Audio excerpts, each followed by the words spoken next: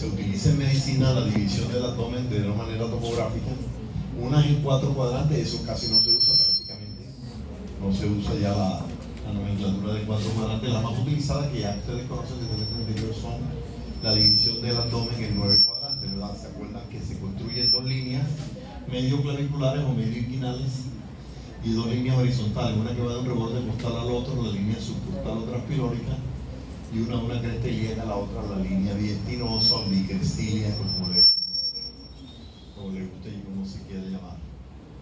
Recordemos el contenido de lo topográfico del abdomen. Ustedes, por ejemplo, en la fosa ilíaca izquierda, acuérdense qué estructuras hay ahí: colon sigmoideo, el ovario izquierdo, la trompa izquierda. En el hipogastrio, acordémonos lo que hay ahí, ¿verdad? La vejiga, la próstata en el hombre, el útero, la vagina en la mujer, el recto en los dos sexos. Recordemos la fosa ilíaca derecha que hay ahí, el apéndice, el ciego, el ovario derecho, la trompa derecha. En el hipocondrio derecho, ¿qué órganos hay importantes hay? Pues el hígado, que también ocupa epigastrio, incluso el lóbulo izquierdo, vean, llega hasta el hipocondrio izquierdo. Órganos del hipocondrio izquierdo, ¿se acuerdan? El vaso, el ángulo esplénico,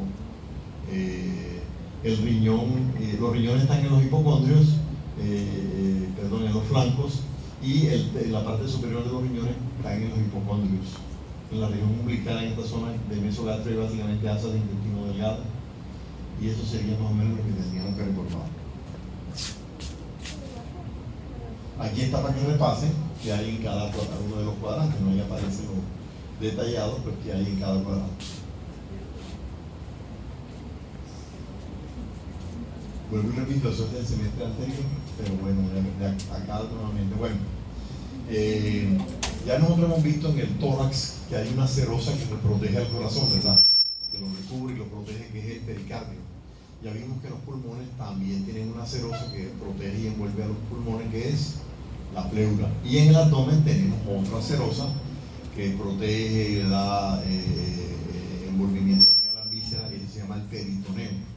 También, igual que las otras 2 serosas que ya vimos, el peritoneo tiene una hoja parietal, digamos, la que recubre el reviste el interior de la cavidad abdominal, y una visceral, la que envuelve las vísceras propiamente dicho. La parte inervada del peritoneo es la parietal, la visceral, digamos, tiene inervación autonómica. Bueno.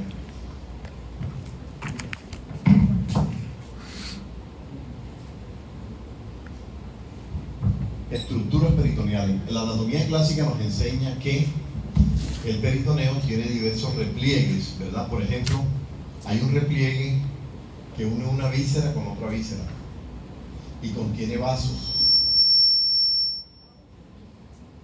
El repliegue del peritoneo que une una víscera con otra se le va a llamar epiplón. Por ejemplo, hay un epiplón gastroesplénico. ¿Cuál se une a quién con quién? El estómago con el vaso. Hay un epiplón gastrohepático que une a quién con quién. El estómago con el hígado. Y hay un epiplón gastrocólico. La característica, ¿cuál es? Une 2 vísceras, el repliegue peritoneal, y contiene vasos sanguíneos. Esa es la primera característica. Epiplón. Segundo repliegue se llama meso.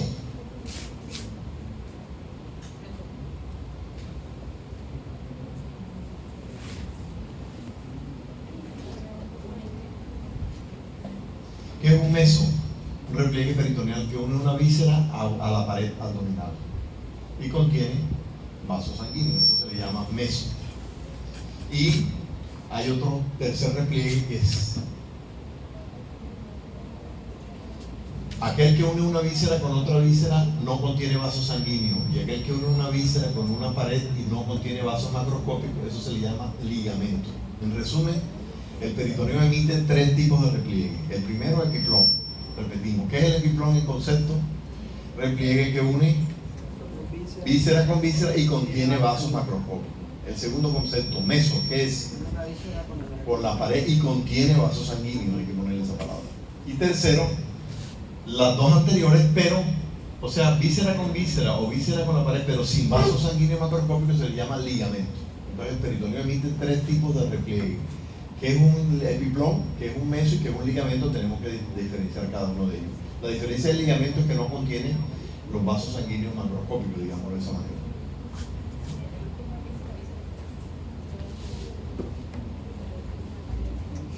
ahí lo tenemos.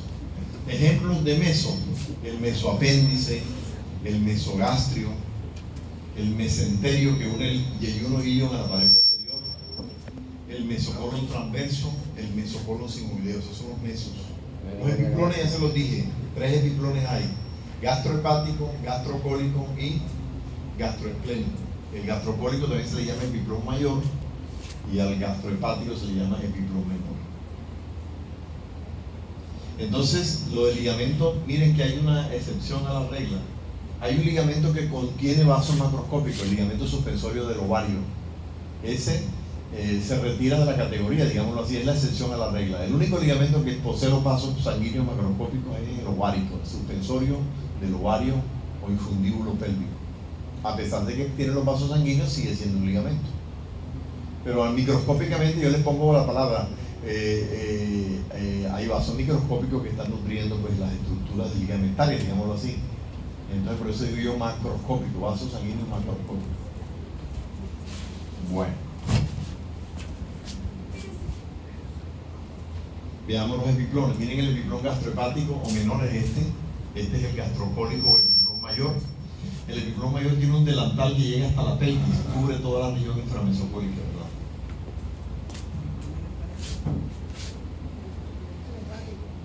Miren el meso del intestino delgado, se llama mesenterio. El meso del yeyuno ilion se llama mesenterio.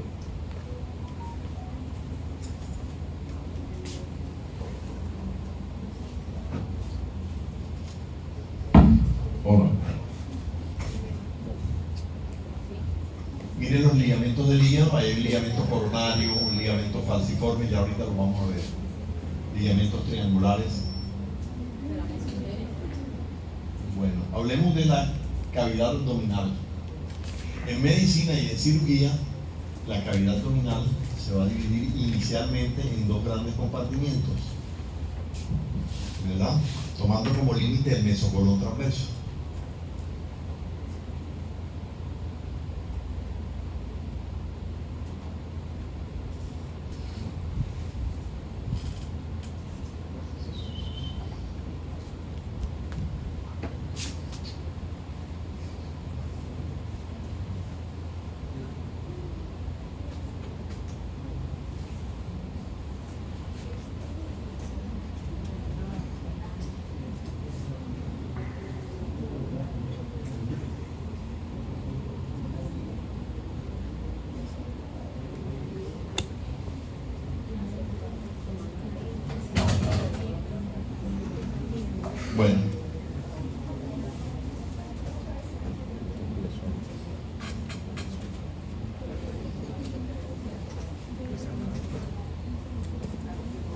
Bueno, les repito, la cavidad abdominal se va a dividir en 2 compartimientos, tomando como referencia el mesocolon transverso. Lo que queda por encima del mesocolon transverso se le va a llamar región supramesocólica.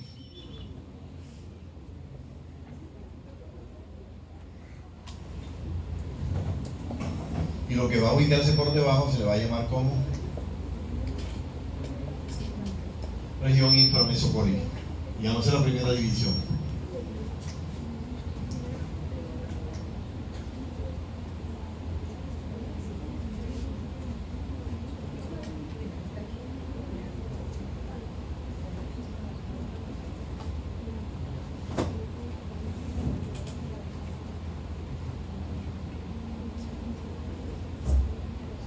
Bueno, ¿qué órganos son supramesocólicos?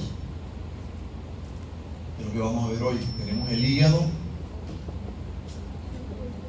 el esófago, el estómago, la primera porción del duodeno. Y este lado, el vaso. Pero cuando hablamos de región supramesocólica nos vamos a referir a lo que queda arriba del mesocolon transverso. ¿Qué contiene la región supramesocólica? Repetimos: esófago, estómago, primera porción del duodeno, el hígado y el vaso. Eso es supramesocólico. Vamos con la región inframesocólica. La región inframesocólica, ¿quién la compone? Le decimos el colon, o sea, el intestino grueso tiene las siguientes partes, ¿no? Ciego, luego viene el colon ascendente, transverso, descendente y sigmoideo, el recto y el ano.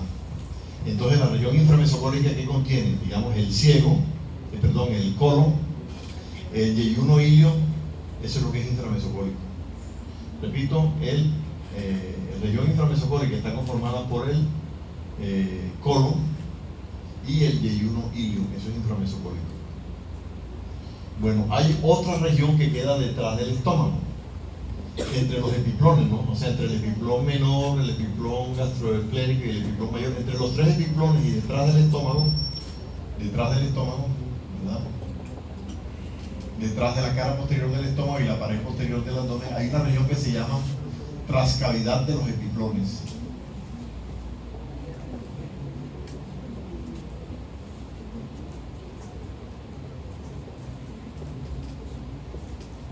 La trascavidad de los epiplones entonces es la región que queda detrás del estómago y entre los tres epiplones. Queda entre la pared posterior y la pared posterior del abdomen y la cara posterior del estómago. En la trascavidad de los epiplones encontramos un órgano que es el páncreas. O sea, el páncreas está aquí, pero lo dibujamos espacialmente, pero el páncreas en realidad, el estómago está más adherido acá y el páncreas queda detrás. Entonces, el órgano de la trascavidad de los epiplones es uno solo, es el páncreas. Seguimos. Detrás del peritoneo, de la hoja posterior del peritoneo, ¿verdad? Pegado a la pared abdominal posterior, encontramos otra región que se llama retroperitoneo, ¿verdad? Se encuentra por detrás de la hoja posterior del peritoneo, ¿verdad? Una región que queda. El retroperitoneo es la que queda detrás de la hoja posterior del peritoneo y entre los músculos de la pared posterior. ¿Recuerdan cuáles son los músculos que hay en la pared posterior del abdomen? El cuadrado lumbar y el psoas ilíaco. Entre el cuadrado, o sea, entre esos músculos y el peritoneo, ahí queda un espacio que se llama retroperitoneo, que contiene las glándulas suprarrenales, los riñones y las vías urinarias hasta los uréteres, digamos. Eso se llama retroperitoneo. También está la vena cava y la aorta abdominal. Eso es retroperitoneo. ¿Cuál es? Queda detrás de la hoja posterior del peritoneo y los músculos de la pared posterior. Repito lo que contiene: suprarrenales, riñones, la vía urinaria superior, digamos así, hasta los uréteres, y la vena cava inferior más la aorta abdominal. Además está la segunda, la tercera y la cuarta porción del duodeno, también es retroperitoneo. Segunda, tercera y cuarta porción del duodeno. Y tenemos otra región. Trazamos una línea, una cresta ilíaca a la otra, y esa es la región pélvica, ¿no? Aquí dividimos todo lo que queda en las fosas ilíacas y el hipogastrio es la región pélvica. O sea, ¿qué contiene la región pélvica?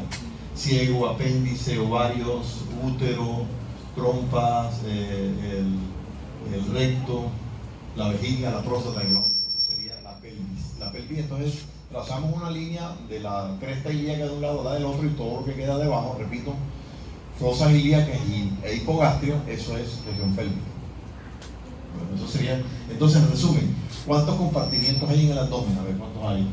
Supramesocólico 1, inframesocólico 2, trascavidad de los epiplones 3, retroperitoneo 4 y cavidad pélvica 5 regiones. Entonces, en resumen, la cavidad abdominal por el peritoneo, digamos, y por todo lo que hay ahí, tiene 5 regiones que ustedes la van a estudiar así en la práctica: la supramesocólica, la inframesocólica, la trascavidad de los epiplones, el retroperitoneo y la pelvis, región pélvica. Bueno, borramos eso. Seguimos. ¿Ya anotaron eso?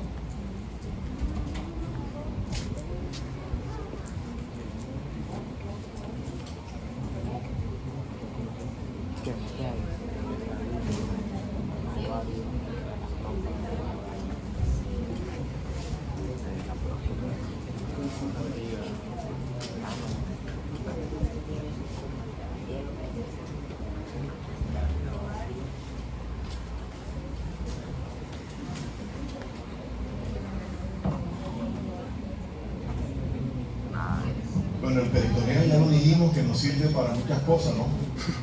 Los pacientes que tienen insuficiencia renal, que ya los riñones no hacen su papel, en el peritoneo pues se le coloca un catéter a la persona aquí en el abdomen y le insuflan una sustancia para la diálisis, y a las horas se lo sacan nuevamente, pues ya sale la orina también por ahí. Cuando no hay riñones se hace la diálisis por el peritoneo, por ejemplo. Sirve para la defensa. Cuando una persona le da una apendicitis o tiene una infección, eso crea brida, forma cicatrices. Bueno, eso.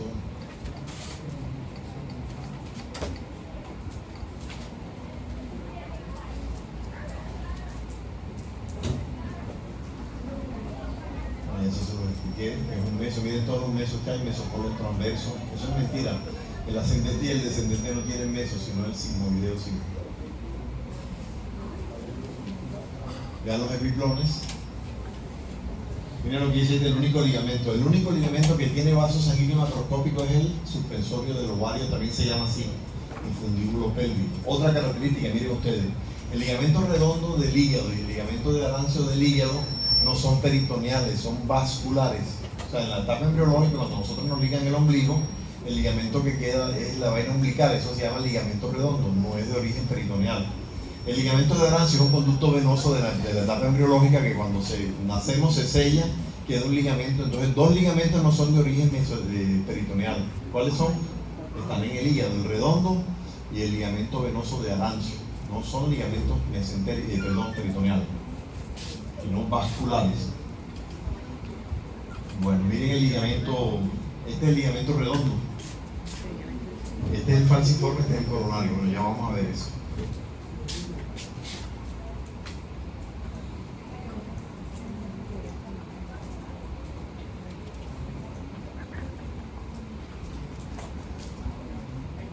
Repito, tiene inervación el peritoneo parietal. Resumen, aquí está lo que les dije. Bueno, generalmente uno cuando está en la práctica, un cadáver fresco, hay un orificio que se llama el hiato de juicio. Uno mete el dedo por ahí para tocar la transcavidad de los epiplones. O sea, por la región supramesocólica hay un orificio que lo comunica, se llama el hiato de juicio. Miren quién lo delimita. Delante está el pedículo hepático, atrás la vena cava inferior.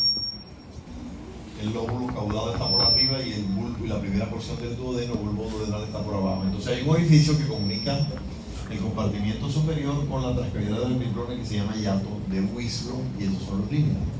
Los cirujanos a veces preguntan a uno cuando uno rota por cirugía. Ven acá, ¿y cómo entro yo a la transcavidad de los epiplones aquí si tiene este paciente? No, me meto por el hiato de Winslow, me mete el dedo por ahí y hay un orificio. Entonces, pues, después se lo aprenden, ¿no? ¿Vale? ¿Cuáles son los límites del hiato de Winslow? Ya tengan práctica y espacialmente ubiquen la pista. Ya dijimos esto, la región supramesocólica la vamos a ver hoy. ¿Qué elementos componen la región supramesocólica? Vaso, primera porción del duodeno, hígado, el esófago abdominal y el estómago. Eso es supramesocólico. Cuando hablen de supramesocólico nos referimos a eso que aparece ahí. Miren el páncreas, queda detrás del estómago. En realidad el páncreas, uno en la fotografía lo ve, debajo del estómago, no es supramesocólico, error. El páncreas es el único órgano de la cavidad de los epiplones. Oyeron, ahí no aparece descrito el páncreas, así que no vayan a decir que el páncreas es supramesocólico, que eso no se les ha dicho acá. Bueno, la aorta abdominal es continuación de la aorta torácica en el diafragma, ¿verdad? Y a nivel del promontorio sacro se divide en tres ramas terminales la aorta. Son las dos ilíacas primitivas y la sacra media. Y eso va del lado izquierdo de la columna. Del lado derecho de la columna que va la vena cava inferior. ¿Quién la forma? Las dos venas ilíacas primitivas también, ¿no? Que se unen y forman la vena cava inferior. La vena cava inferior llega luego, atraviesa el diafragma y llega a la aurícula derecha. Eso lo vieron ustedes. La vena cava inferior recibe una vena importante en el hígado, que es la vena porta, que la vamos a ver hoy. Ahí están las tributarias. ¿Cuáles son las tributarias de la vena cava inferior? Bueno, hablemos de la aorta abdominal antes de hablar de la región supramesocólica. Entonces, la aorta abdominal da ramas parietales y ramas viscerales, ¿verdad? Hagamos el dibujo de las ramas parietales. Entonces va del diafragma a ¿dónde? Más o menos al promontorio, ¿verdad? ¿Cuántas ramas terminales da la aorta?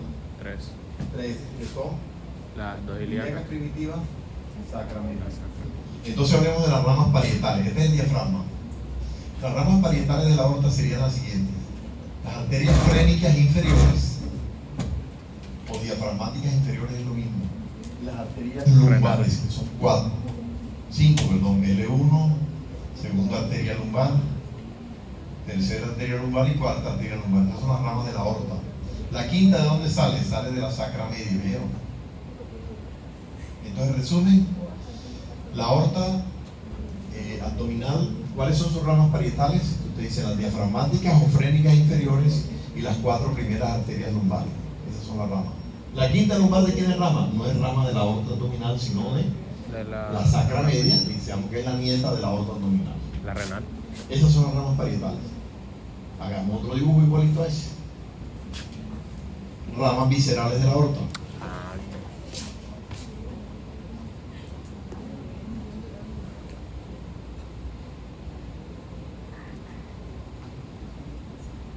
Las ramas viscerales de la aorta serían las siguientes. La primera rama se llama tronco celíaco.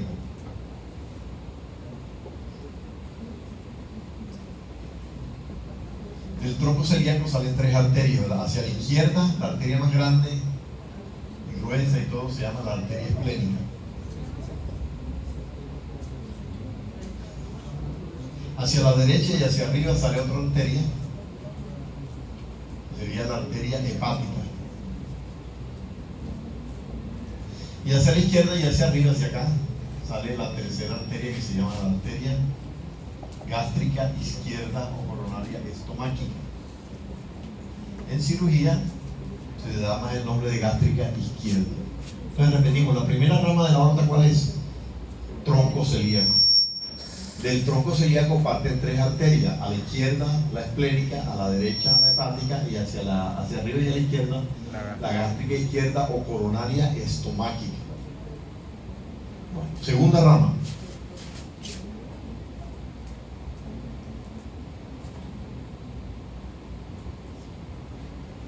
Una rama que va hasta la fosa ilíaca derecha y allá se divide. Esta se llama arteria mesentérica superior.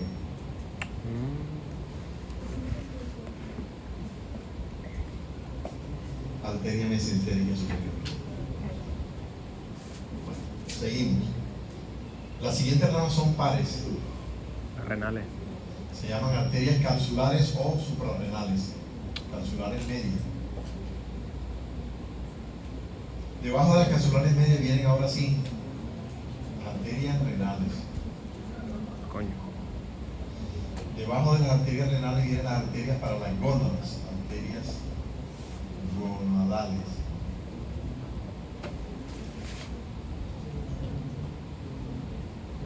Si es un hombre, sería la arteria espermática. Si es una mujer, sería la arteria ovárica. Y la última rama va a la fosa ilíaca izquierda, arteria mesentérica inferior. Repasemos cuáles son las ramas viscerales de la aorta. La primera, tronco celíaco. La segunda, mesentérica superior. Luego vienen las capsulares medias, las arterias renales y las arterias gonadales. Ustedes dicen, bueno, depende qué nombre le pongo. Si es un varón, espermática. Si es una mujer, ovárica. Y la última arteria va hacia la izquierda, mesentérica inferior. Esas son las ramas viscerales de la aorta.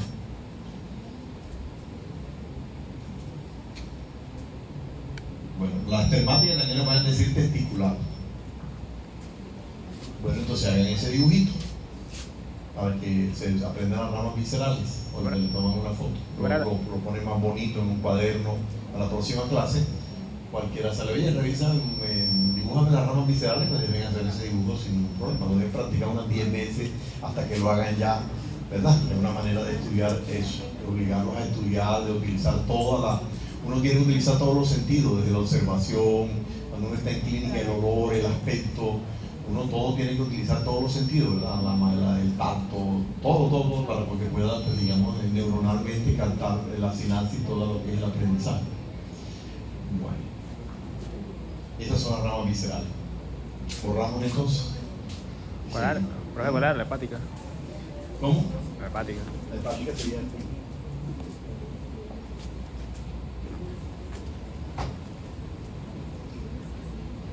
bueno, ustedes lo hacen más bonito y lo hacen con calma cuando estén repasándolo esta noche o mañana.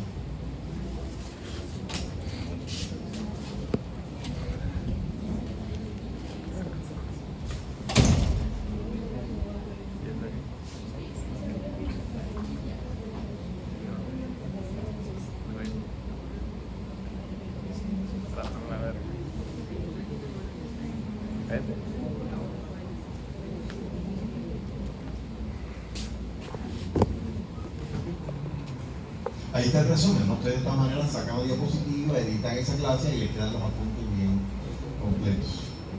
No falla. Entonces, ¿quién da las arterias lumbares? ¿Quién? Son las ramas parietales.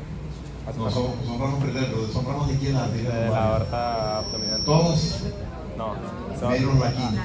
que es ¿De la sacra media. Ok. Miren ese esquema, no me gusta, así, más bonito de lo que yo hago ahí. Para que no.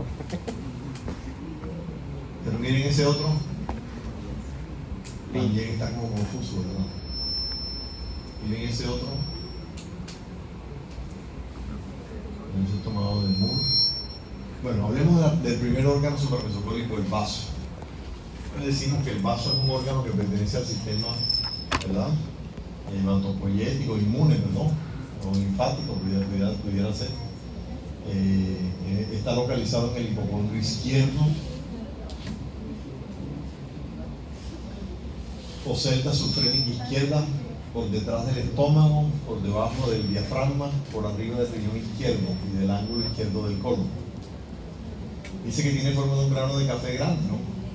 El vaso tiene 4 caras. Una cara externa o postero-externa, que es una cara convexa, lisa, y digamos 3 superficies internas. Entonces decimos cara antero-interna o cara gástrica, cara postero-interna o cara renal y cara infero-interna o cara cólica. Entonces tiene 4 caras, repito, la externa y la postero-externa diafragmática, y las caras internas serían la anterior interna gástrica, la posterior interna renal y la inferior interna la cara cólica, ¿verdad? Gástrica, renal y cólica. Tiene un polo superior, tiene un polo inferior y una base. Tiene un borde anterior que es dentado, tiene un borde posterior que es liso de romo. La envoltura del vaso es la cápsula esplénica o cápsula de Malpighi, ¿verdad? ¿Qué más dice del vaso? Mide de longitud 12 por 8 por 4, ¿no? De anchura y 4 de espesor. Pesa en promedio 200 gramos. ¿Qué más dice del vaso? Es friable, de consistencia blanda, color rojo oscuro, ¿verdad? El vaso sería que la red sería la pajarilla, creo que es el vaso. Bueno. Función del vaso. La función del vaso es esta que hay aquí, hemocatéresis. ¿Qué quiere decir eso? Significa que en el vaso se destruyen los glóbulos rojos que ya cumplieron con su ciclo de vida. ¿Cuánto es de la vida media de un glóbulo rojo? 120.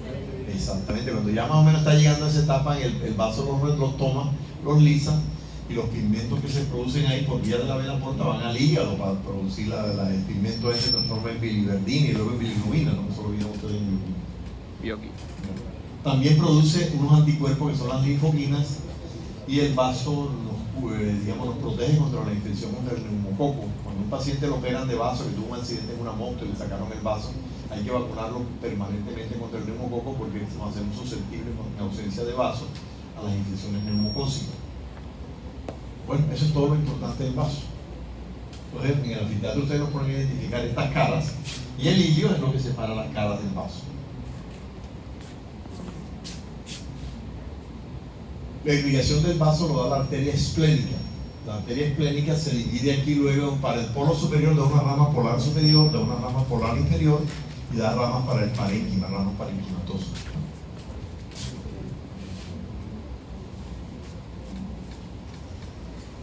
Bueno, eso es todo lo importante del vaso. ¿Puedo repetir la inervación? ¿Cómo? ¿Puedo repetir la inervación? Inervación o irrigación. Irrigación. Arteria esplénica, polar superior, polar inferior son vasos que más que, digamos, en un vaso que está recortado y ustedes ven un vasito que va para arriba, la polar superior, los que van para abajo es la polar inferior, y los que van para el vaso son las ramas parenquimatosas.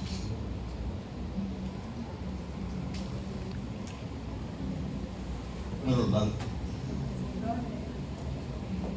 el vaso pues acumula sangre, ¿no? Cuando nosotros corremos ese vaso, a veces acumula mucha sangre que distiende la cápsula y nos da dolor aquí, que la gente dice, me duele aquí, tengo vaso, dice la gente, ¿no? Por eso, por acúmulo de sangre, eso pues tiene una capacidad, como usted está haciendo ejercicio o corriendo, el flujo del vaso aumenta y eso distiende la cápsula y irrita, pues de todas maneras que inflama ligeramente la cápsula del vaso y eso da dolor.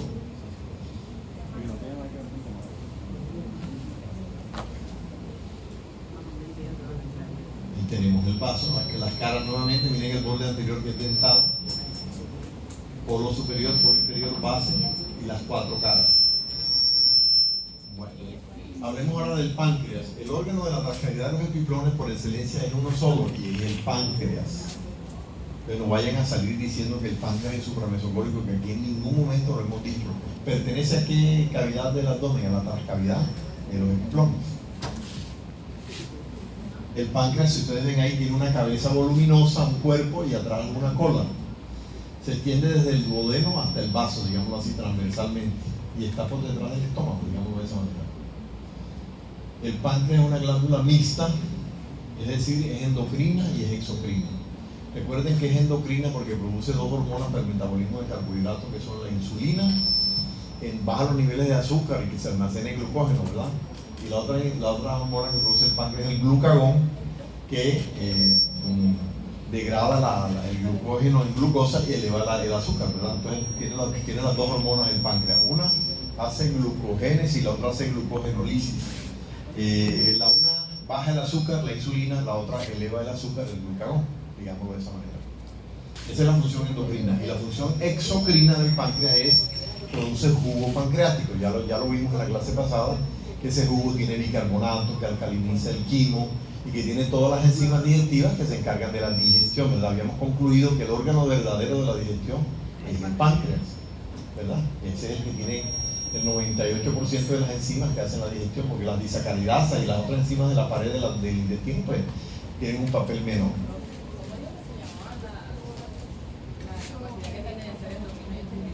Mixta, una glándula mixta, exocrina y endocrina. Son los islotes del Langerhans, ya ustedes lo vieron, verán histología, los que producen el glucagón y la insulina. Véanlo ahí, se extiende desde el duodeno hasta el vaso, digamos, transversalmente. Pesa 70-80 gramos, mide 15 centímetros de longitud en promedio. Está delante de la aorta y de la vena cava y de la columna, digámoslo así. Va desde la segunda porción del duodeno hasta el vaso. El color blanquecino, rosado, de consistencia firme, tiene forma de martillo, dice ahí en el texto. Y el extremo inferior de la cabeza le llaman el uncus o páncreas menor. El páncreas lo recorre un conducto de la cola a la cabeza por todo el centro, miren aquí, a la manera de una espina de pescado, ¿no? Ese conducto se llama conducto de Wilson o pancreático principal. Si no se acuerdan del nombre, pues este es el nombre de epónimo, conducto de Wilson, le dicen conducto pancreático principal. Es el que lo recorre desde la cola hasta la cabeza y a la manera de una espina de pescado recibe conductillos a través de toda la longitud del páncreas, ¿verdad? ¿Conducto pancreático qué? Hay un segundo conducto pancreático que está en la parte superior de la cabeza nada más. Ese se llama conducto accesorio o de Santorini. Esos 2 conductos desembocan aquí en la segunda porción del duodeno, que ahorita vamos a ver. Y más dice, tiene 3 caras el páncreas: cara anterior, posterior y cara inferior. Y 3 bordes: superior, inferior y posterior. Las arterias que irrigan el páncreas, miren cuáles son. Tenemos una pancreática inferior que viene de la mesentérica superior. Tiene 2 arterias pancreático-duodenales derechas, que son de la rama de la gastroduodenal, y la pancreático-duodenal izquierda, que es rama también de la mesentérica superior.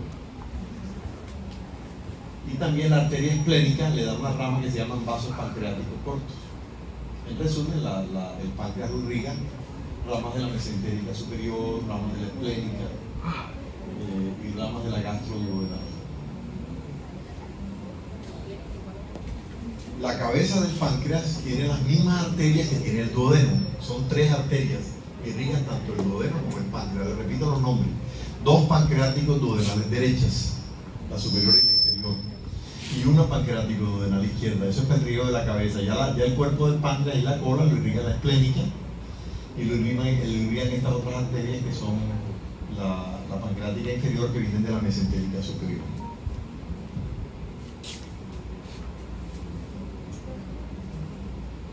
Bien, ahí la gráfica del páncreas. Y esto por detrás, miren la esplénica, como yo les decía, va para el vaso, pero en su trayecto le va dando vasitos aquí al páncreas. vasos pancreáticos de la esclerosis. Y la mesentérica superior da estas dos pancreáticas duodenales derechas y da una pancreática inferior que viene por la parte interior del páncreas. Ahí se ven nuevamente las áreas de irrigación. Relaciones en la cabeza del páncreas, dicen ustedes ahí. Por delante que tiene el páncreas, el estómago. Por detrás, ustedes dicen, bueno, tiene la vena cava, la columna vertebral, la aorta, está la vena porta. De aquel lado está el vaso y el riñón izquierdo, por la cola.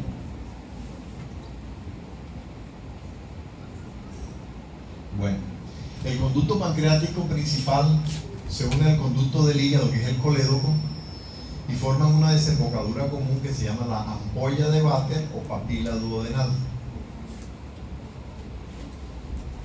O sea, los dos se unen y finalmente forman un botoncito aquí en la parte media de la cara medial de la segunda porción del duodeno, llamada papila duodenal o ampolla de Vater.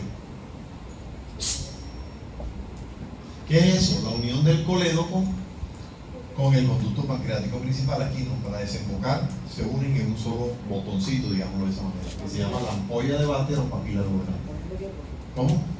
La unión del colédoco con el conducto de Wilson forma la ampolla de Vater que desemboca en el duodeno en la segunda porción. Veanlo aquí. Este es el conducto de Wilson y este es el colédoco, se unen los dos y forman un solo botoncito que se llama ampolla de Vater o papila duodenal.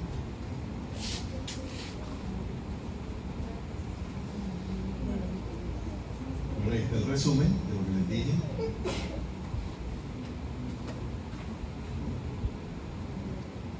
La irrigación ahí nuevamente nos la señala.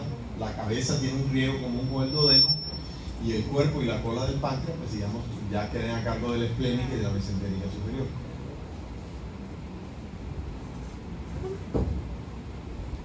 Diversas variaciones del conducto pancreático.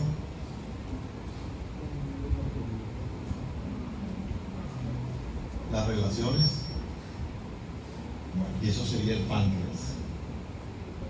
Ahora hablemos del hígado y las vías biliares.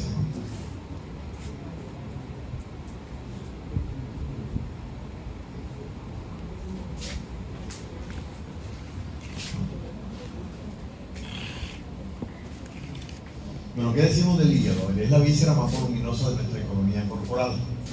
Pesa entre 1200 y 1600 gramos. Localización, ya se las dije ahorita, ¿no? Ocupa el hipocondrio derecho, el epigastrio y llega hasta el hipocondrio izquierdo.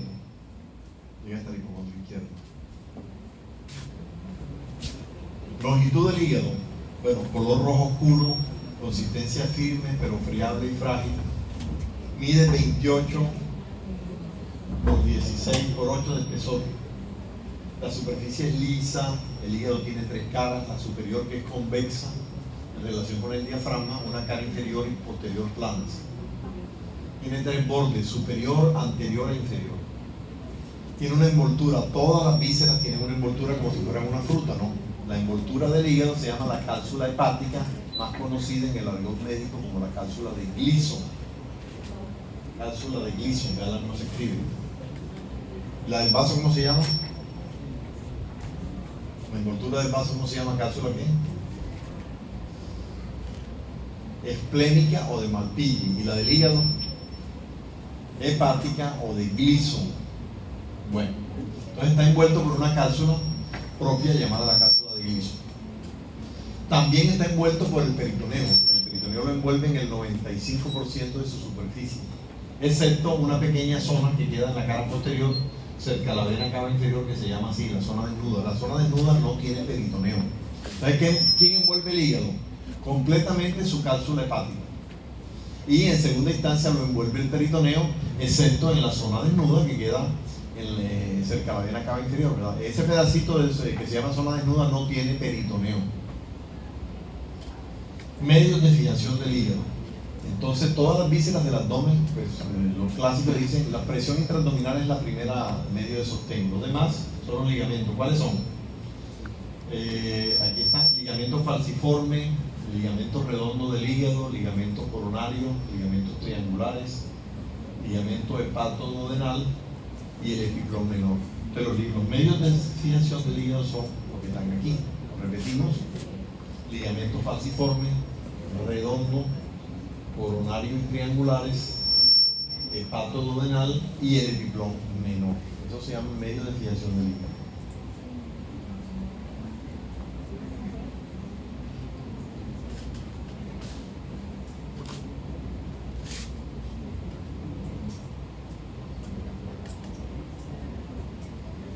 Entonces observamos los ligamentos. Este es el falciforme, este que va arriba es el ligamento coronario, este es el ligamento redondo, y estos ligamentos que quedan aquí en la esquina de los coronarios son los ligamentos triangulares. Bueno,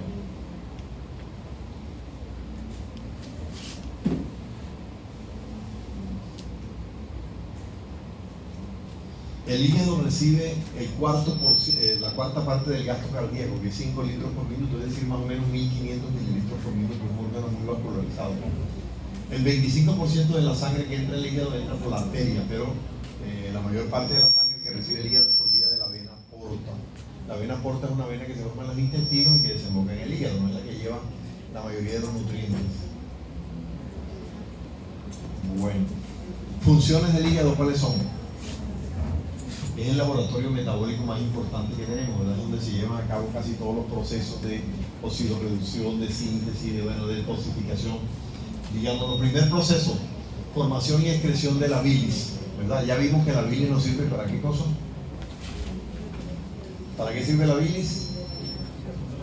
Emulsificación de la grasa. Otro papel: metabolismo de los carbohidratos. Ya saben, la glucosa termina convirtiéndose en glucógeno, ¿verdad? Por acción de la insulina. Y hace la inversa también, reduce el glucógeno a azúcar por acción del glucagón. Glucogenolisis y glucogénesis son los procesos. Metabolismo de la grasa, la misma cosa. Esos ácidos grasos libres que se metabolizaron allá en el hígado nuevamente se vuelven a sintetizar como triglicéridos, se forma el colesterol para formar vitaminas, para formar, bueno, una cantidad de cosas. Eso también lo hace el hígado. Y reparte todo eso, forma la albúmina de los aminoácidos, ¿verdad? Por ejemplo. Metaboliza las proteínas, vuelve otra vez a recomponer proteínas. Sintetiza los factores de coagulación. Suprime los activadores de plasminógeno que van a ver en el otro semestre cuando vean coagulación.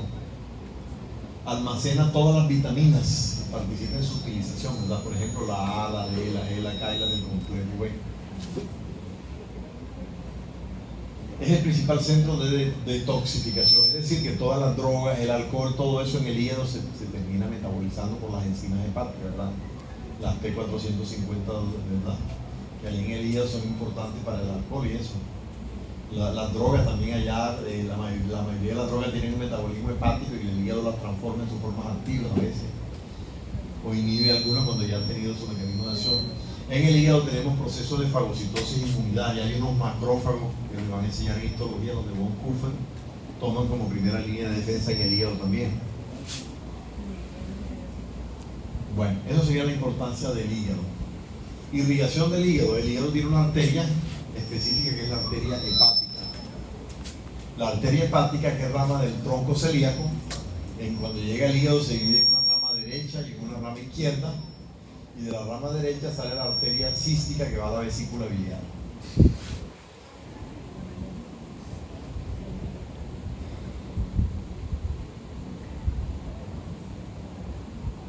Bueno, el hígado, repito, tiene una cara superior, vean aquí, convexa, que se relaciona con el diafragma y la pared abdominal anterior, y una parte de eso sería la cara superior. La cara posterior es aplanada, se relaciona también con la columna vertebral y con la pared posterior del abdomen. La cara inferior es la que más cosas tiene. La cara inferior es aplanada y contiene lo siguiente: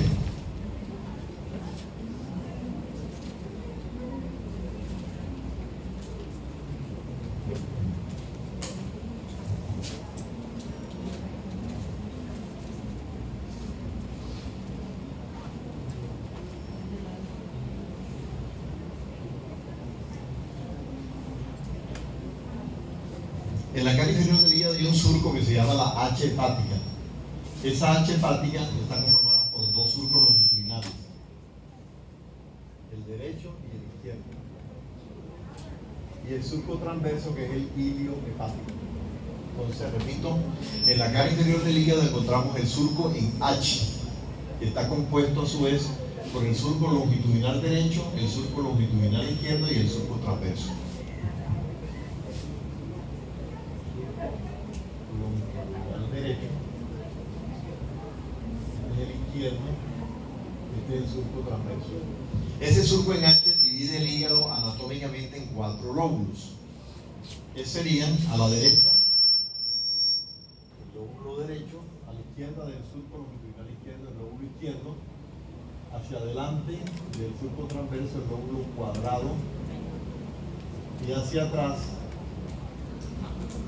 del surco transverso, el lóbulo caudado. Es decir, anatómicamente el hígado da origen a 4 lóbulos: derecho, izquierdo, cuadrado y caudado. ¿El derecho dónde queda? A la derecha del surco longitudinal derecho. ¿El izquierdo dónde queda? A la izquierda del surco longitudinal izquierdo. El cuadrado delante del surco transverso, el caudado detrás del surco transverso. Esos serían los lóbulos que tiene el hígado, 4 lóbulos anatómicos. Bueno, sigamos hablando de los surcos.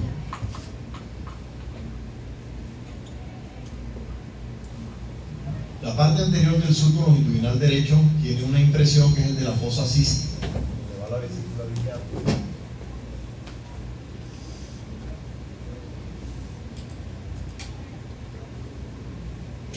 ¿Cierto? Y la parte posterior del surco longitudinal derecho tiene otra impresión que es la de la vena cava inferior.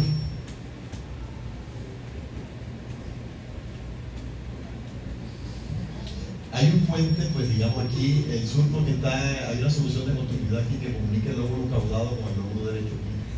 Eso se llama proceso caudado. Entonces, repetimos, ¿qué se encuentra en el surco longitudinal derecho? En la parte anterior, la fosa cística, y en la parte posterior, la impresión o el canal de la vena cava inferior, dejando un puente de tejido llamado proceso caudado. Eso sería el surco longitudinal derecho. Proceso caudado. Surco longitudinal izquierdo.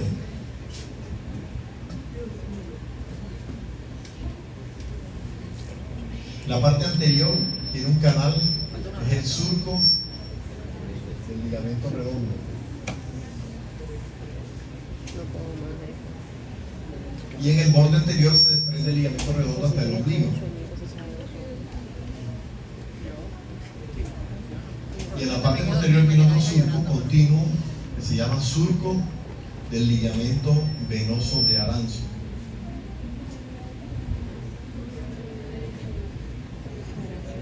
Y en el fondo está el ligamento de Arancio. Entonces repetimos, el surco longitudinal derecho tiene en su parte anterior el surco para el ligamento redondo y en su parte posterior el surco para el ligamento venoso de Arancio. Aquí no hay puentes, aquí está en continuo ese surco. Bueno, eso sería lo primero. Lo segundo, en la cara inferior del hígado hay varias impresiones. ¿Cuáles son? Pues se las comento. En el lóbulo izquierdo, la impresión del estómago.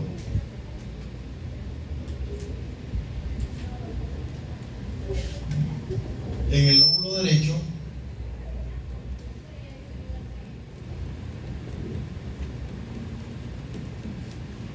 la impresión del ángulo cólico derecho o ángulo hepático, ¿verdad? La impresión renal y suprarrenal.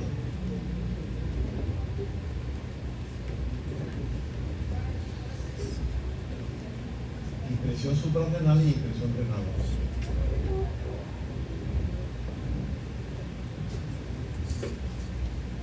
Ah, no, perdón, porque son muy lejos. Ahí no baja.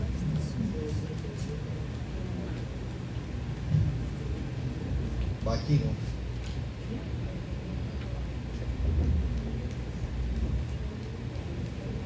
Impresión suprarrenal. Impresión renal. Y pegado aquí al surco, la impresión de la segunda porción del duodeno. Entonces, en resumen, ¿cuántas impresiones hay en el lóbulo derecho?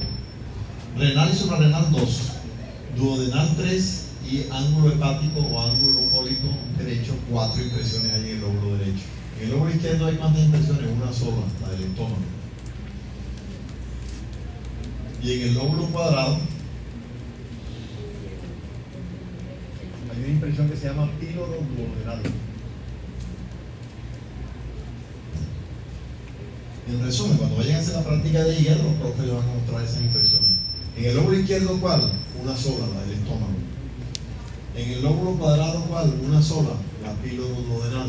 Y en el lóbulo derecho, 4 impresiones, dijimos, la duodenal de la segunda porción, renal y suprarrenal, la impresión cólica del ángulo cólico derecho.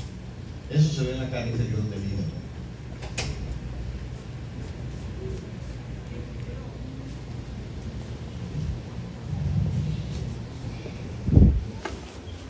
Bueno.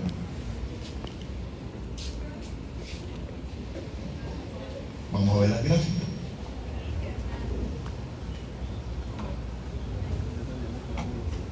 Bueno, repasemos entonces.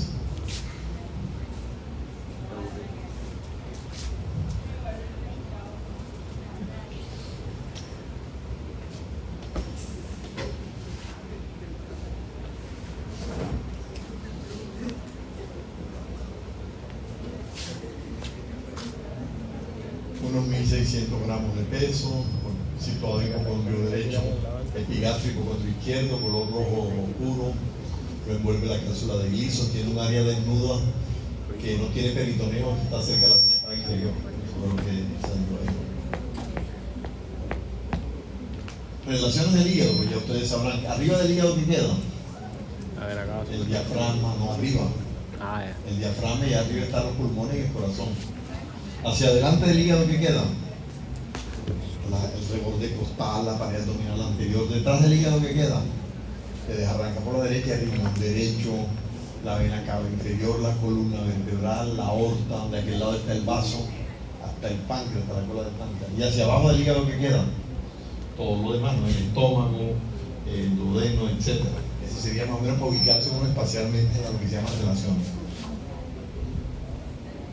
Míralo ahí. Arriba el diafragma.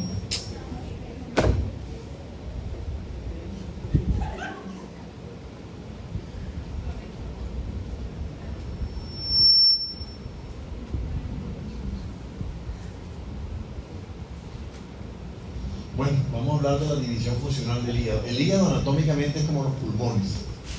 La división anatómica no sirve para nada. Lo que van a hacer cirujanos hepáticos y eso, la división anatómica para hacer cirugía no sirve. Nos tenemos que aprender la división funcional.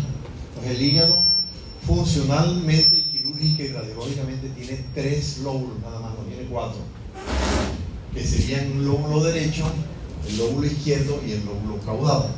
Pregunta, oye, ¿cómo se va a dividir un órgano que tiene 4 lóbulos en 3? Se hace una línea imaginaria, ¿no? Se traza una línea que va de la fosa cística al ligamento coronario y del ligamento coronario a la vena cava inferior. Pero vamos a repasar los ligamentos que parece que no se los dije ahorita.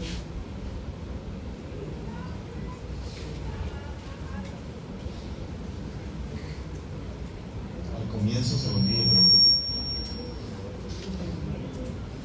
Entonces, ¿los ligamentos dónde quedan? Ligamento coronario va del borde superior del hígado al diafragma.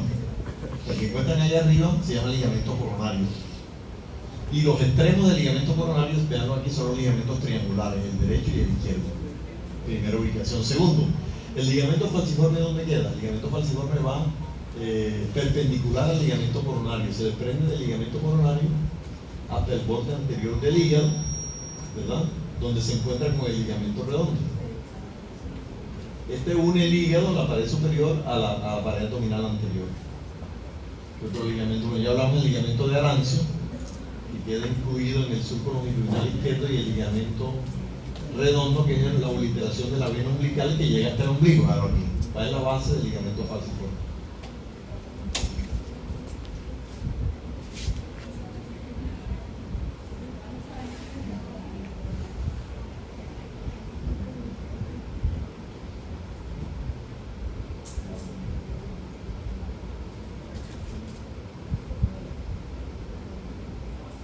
Entonces el hígado funcionalmente se divide en 3 lóbulos. Vamos a decirle cómo se hace la partitura del hígado en 3 lóbulos.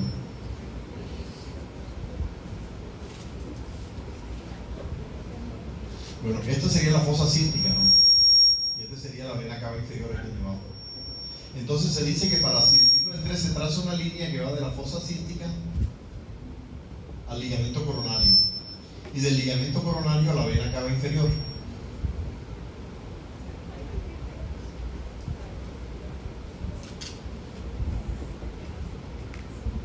Repito, se traza una línea que va del borde anterior de la fosa cística hasta el ligamento coronario y del ligamento coronario a la impresión de la vena cava inferior, o sea, por todo el surco longitudinal derecho se traza la línea y ahí tenemos 3 lóbulos. El lóbulo derecho, ¿cuál sería? El que queda a la derecha de esta línea. El lóbulo izquierdo, el que queda a la izquierda de esa línea, incluido el lóbulo cuadrado. El lóbulo cuadrado no existe en este caso, sino que hace parte del izquierdo. Y el caudado anatómico es el mismo lóbulo caudado funcional. ¿De acuerdo? Entonces el derecho sería este, el izquierdo sería todo esto, y el caudado es el anatómico, es el mismo funcional. No entendí. ¿Cómo? No entendí. Bueno, el hígado tiene 3 lóbulos funcionales. ¿Cómo hace para tener 3 lóbulos? Trazan una línea de aquí para acá. Entonces, de la línea imaginaria que va de la fosa cística al coronario, del coronario a la vena cava inferior, este lóbulo es el derecho. El caudado es el mismo lóbulo anatómico y el izquierdo es lo restante, es decir, lo que va de la línea para allá, incluido el lóbulo cuadrado. El lóbulo cuadrado no existe funcionalmente, sino que hace parte del lóbulo izquierdo. Eso es todo. Sencillamente tienes que, este pedazo de aquí que está de aquí para allá el lóbulo izquierdo. Perdón.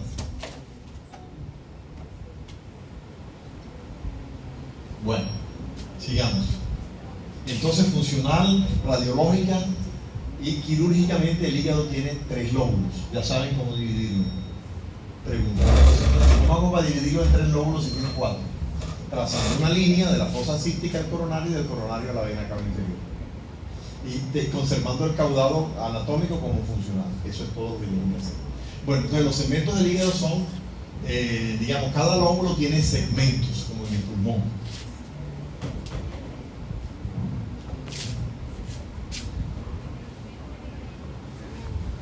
Entonces van a hacer el dibujo de la segmentación hepática. Entonces aquí dice que los segmentos 2, 3 y 4 forman el lóbulo izquierdo. El segmento 1 es todo el lóbulo caudado. Ustedes vayan anotando. El segmento 1 es el mismo lóbulo caudado. O sea, el lóbulo caudado tiene un solo segmento que es el mismo. Facilito. El 2, 3 y 4 son del lóbulo izquierdo y los que siguen, ¿cuáles son?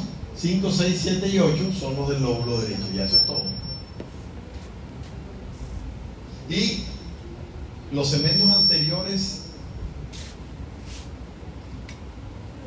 son los 5 y 8, eso es lo que hay que tener en cuenta, y los segmentos posteriores son el 6 y el 7. Vamos a ver el dibujo. Entonces, ¿cuál es la idea? ¿Cuántos segmentos hay en el hígado en total? 8. ¿El 1 cuál es? Sí, 2, 3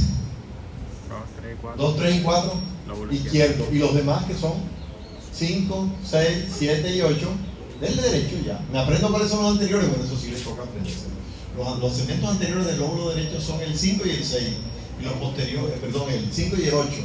Y los posteriores son el 6 y el 7. Eso es lo único que tienen que aprender nada más. El resto, ¿el 1 cuál es? El caudado. 2, 3 y 4, izquierdo. Y los demás, derecho. Después se aprende cuáles son anteriores y después se aprende cuáles son posteriores del derecho. Pregunta, es la primera pregunta del examen del segundo corte. ¿Cómo es la segmentación del hígado?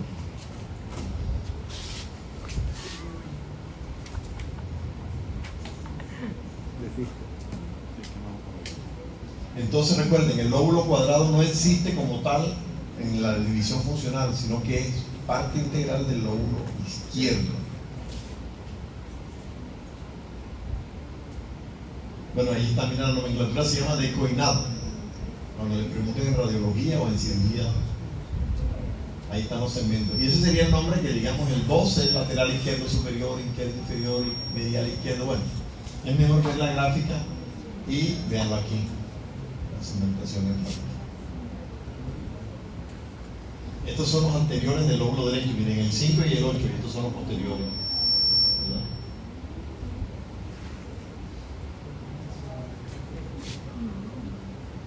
el 6 y el 7. Ahí están los del lado izquierdo, 2, 3 y 4, y ya sabemos que el caudado es el 1. Veanlo ahí. Inclusive el 4 lo dividen en A y B.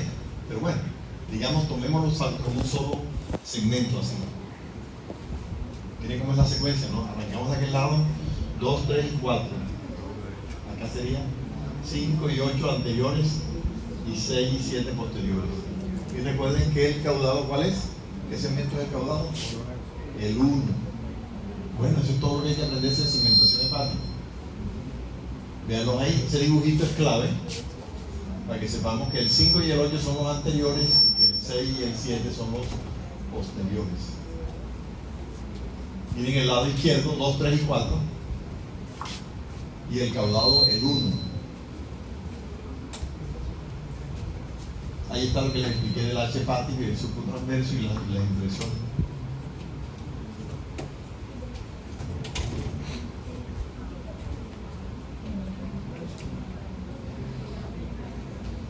Aquí se ve la cara inferior del hígado, la impresión renal, la impresión duodenal, vean aquí te queda, la impresión cólica, la impresión gástrica. Y acá la píloro duodenal.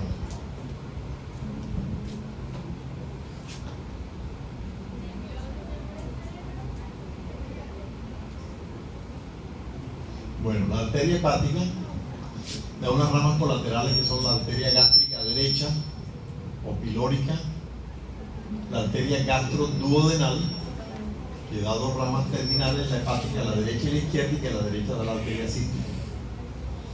Bueno, ¿qué es el triángulo de Calot? Esto lo preguntan en cirugía. El triángulo de Calot está formado por el conducto cístico, el conducto hepático común y el borde inferior del hígado. Y ese lo atraviesa la arteria cística. A los cirujanos les gusta mucho preguntar eso. Oye, ¿el triángulo de Calot cuál es? Conducto cístico, conducto hepático común y el borde inferior del hígado. Por ahí pasa la arteria cística cuando va para la vesícula. O sea, cuando usted va para la vesícula, identifica ahí liga la arteria y ya puede sacar después la vesícula.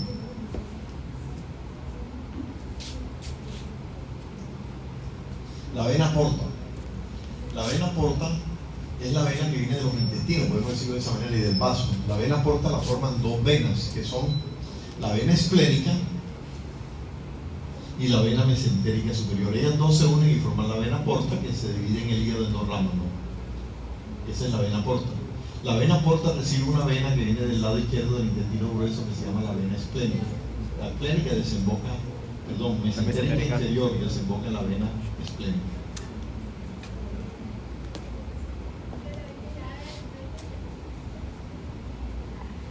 La vena porta, pues, ¿qué es un sistema porta? Un sistema porta, pues, entra un vaso, se capilariza y sale nuevamente un segundo sistema capilar. La vena porta drena en la vena cava inferior, veanla aquí, mediante tres venas que se llaman suprahepáticas, que son la derecha, la media y la izquierda, vean aquí. Esas tres venas conectan la vena porta con la vena cava inferior.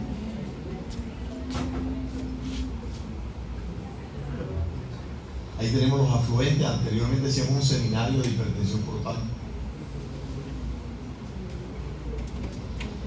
Hay una conexión entre la vena porta y la vena cava inferior en 4 puntos anatómicos, ¿verdad? A nivel del esófago, a nivel del recto, a nivel del ombligo y en la pared posterior, lo que se llama sistema venoso de Rexius. Esas se llaman anastomosis porta-cava. Aparte de las suprahepáticas, que son las que drenan directamente en la vena porta, pues hay esas uniones que están selladas prácticamente en condiciones normales. Cuando hay una cirrosis, esas venas se crecen y salen varices esofágicas, sale la cabeza de medusa, le salen grandes hemorroides al paciente cirrótico. Bueno, hablemos ahora de las vías biliares. Entonces, resumen del hígado. Entonces, ¿cuántos lóbulos funcionales tiene el hígado? 8. Un lóbulo. Tres. ¿Cómo hago para dividirlo en 3? La línea imaginaria. ¿Línea imaginaria de dónde a dónde? De la cara anterior. No, del. Fosa cística, Fosa cística coronario. Coronario, hasta la vena cava cava inferior. inferior. Ese es lo primero. Y ahí sí tiene derecho, izquierdo y caudal. ¿Cuántos lóbulos en total tiene el hígado? Perdón, segmentos. 8. El 1, ¿cuál es? Caudado. 2, 3 y 4. Izquierdo. Exacto. Y los demás derechos. Luego la próxima me dice cuáles son anteriores y cuáles son posteriores.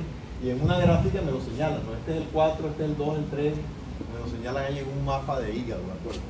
Esa es la tarea nada más. Pero ya se aprendieron dónde quedan los segmentos. Bueno, lo otro son las impresiones. La impresión gástrica, ¿en qué lóbulo queda? El En el izquierdo. izquierdo. Y la píloro-duodenal, en el cuadrado. Y el derecho tiene 4 impresiones. ¿Cuáles son? La, Cólica, la, renal y suprarrenal y duodenal. Bueno, hablemos de las vías biliares extrahepáticas. ¿Qué son las vías biliares extrahepáticas? Ya vimos vías respiratorias. Habíamos dicho que son los conductos que transportaban el aire, ¿verdad? Entonces, las vías biliares, ¿qué son? Los conductos que transportan ¿qué? la bilis. La bilis desde el hígado hasta el duodeno, ¿verdad? ¿Cómo están formadas las vías biliares extrahepáticas? Bueno, las vías biliares extrahepáticas están formadas por un conducto hepático izquierdo, un conducto hepático derecho. Se unen y forman el conducto hepático común. Esa es la primera. Segundo, la vesícula biliar tiene un conducto que se llama conducto cístico. El conducto cístico se une al hepático común y forman un conducto que se llama conducto colédoco. Y el colédoco se une al conducto pancreático principal y forman la ampolla de Vater o papila duodenal. Repetimos, ¿cómo están conformadas las vías biliares extrahepáticas? Le decimos, primero, conducto hepático izquierdo. Segundo, conducto hepático derecho. De la unión que resulta, ¿cómo se llama? Conducto hepático común. Ponlo aquí. Izquierdo, derecho, los dos se unen y forman el común. Luego, ¿qué pasa? La vesícula tiene un conducto que se llama ¿cómo? Conducto cístico. El cístico se une al común y da origen al conducto colédoco. El colédoco en la parte distal se une con el pancreático principal y forma la ampolla de Vater que está desembocando en el duodeno. Repetimos nuevamente, ¿cómo están formadas las vías biliares extrahepáticas? A ver, arranquemos. Primer conducto izquierdo, el segundo derecho. Forma, después que viene Es la cística. el cístico. Y de la unión de ellos, ¿qué forma? El colédoco. El colédoco. ¿Y el colédoco qué hace? La ampolla de. Se une al Wilson y forma la ampolla de Vater. La ampolla de Vater tiene un esfínter que se llama esfínter de Oddi para regular el flujo tanto biliar como pancreático. Esfínter de Oddi con doble E. Entonces, ¿este conducto cuál es? Colédoco. ¿Y este? Ese es el izquierdo. El común. ¿Cómo? ¿Y este? Ah, ya. El cístico. El cístico. Y esta es la ampolla de Vater y ese es el esfínter de Oddi. Vean la ampolla de Vater cómo se ve en un endoscopio. Así. Y el esfínter que queda en la ampolla es el esfínter de Oddi, que regula el flujo tanto de la bilis como del páncreas. Miremos este. ¿Qué conducto es este? Izquierdo. Izquierdo. Este, Derecho. este, Cístico. este Común. y este. Colédoco. Y esto acá. Ampolla de Vater. Correcto. Estas son las vías biliares extrahepáticas. Facilito.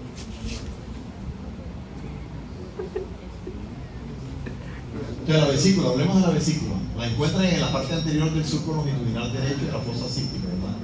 Almacena unos 30-60 centímetros cúbicos de bilis, tiene forma de pera con un fondo, un cuerpo, un cuello y su conducto cístico. Aquí hay una válvula de Heister, que es la que regula el flujo de la bilis ahí.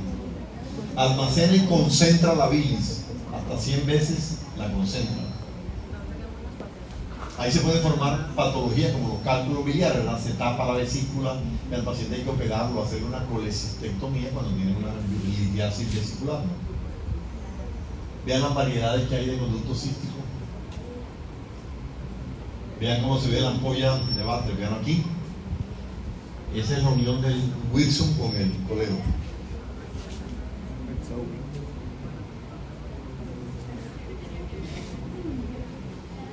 La válvula de la vesícula es la válvula de Heister, miren cómo se escribe.